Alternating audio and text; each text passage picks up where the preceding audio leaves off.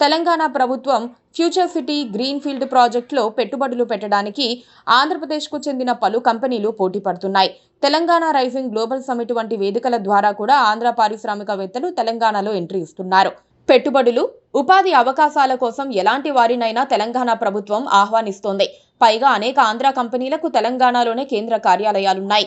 AP ఏర్పడి పుష్కరం దాటినా కూడా ఇక్కడి నుంచి తరలిపోయేందుకు ఆయా కంపెనీలు ఇష్టపడటం లేదు. చివరకు హెరిటేజ్ సంస్థ కేంద్ర కార్యాలయం కూడా హైదరాబాద్లోనే ఉంది.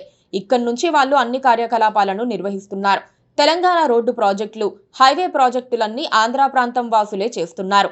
అవసరమైతే తెలంగాణ వారిని అడ్డం పెట్టుకుని చక్రం తిప్పుతున్నారు. చిన్న రియల్ ఎస్టేట్ సంస్థలు కూడా హైదరాబాద్ గల్లీల్లో కనిపిస్తాయి. ఇలాంటి చర్యల వల్ల ఆంధ్ర ప్రాంతం వారంతా హైదరాబాద్లోనూ, తెలంగాణలోని ఇతర ప్రాంతాల్లోనూ పర్మనెంట్ గా సెటిల్ అయ్యేందుకు వీలు కలుగుతుంది.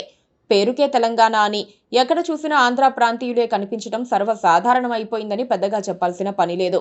దీంతో క్రమంగా తెలంగాణ వాసులు మైనారిటీలుగా మారే ప్రమాదమున్న నేపథ్యంలో ఈ ప్రాంత ప్రజలు మేల్కొనాల్సిన తరుణం వచ్చేసింది.